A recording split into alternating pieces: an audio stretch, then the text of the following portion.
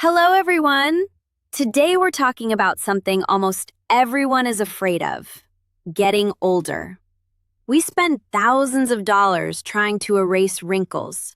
We dye our gray hair. We chase youth like it's a deadline. And deep down, we're scared that when youth leaves, joy will pack its bags and leave with it.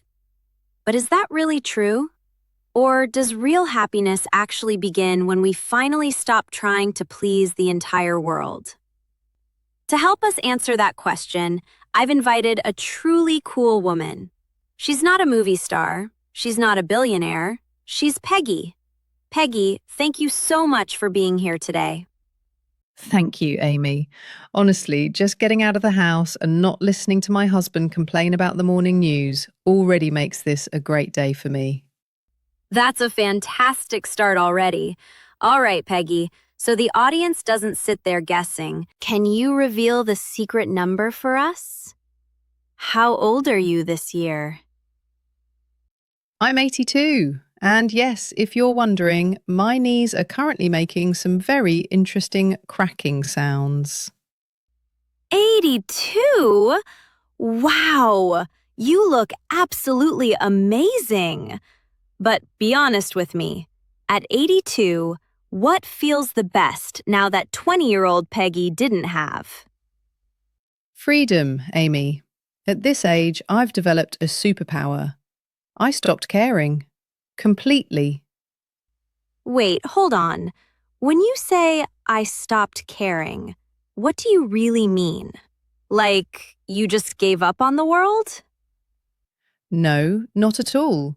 What I stopped doing was performing. When I was your age, Amy, I worried about everything. I worried about my weight. I worried the house wasn't clean enough. I worried what the neighbours thought about the dress I was wearing. And now? This morning, I walked outside wearing two different coloured socks. And if anyone noticed, that's their problem. I'm old. I've earned the right to be imperfect in peace.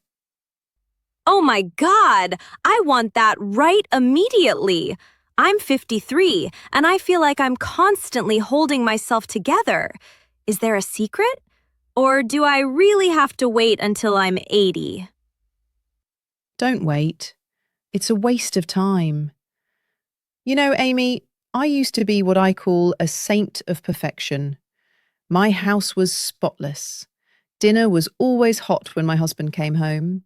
I lived to please everyone else. I was a supporting character in my own life. That sounds painfully familiar. Women fall into that trap so easily.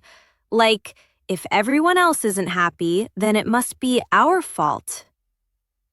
Exactly.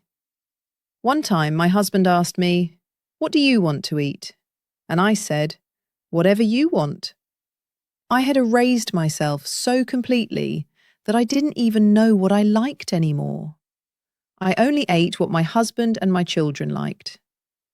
Looking back, it was foolish. We sacrifice ourselves, and then we quietly resent people for not noticing that sacrifice.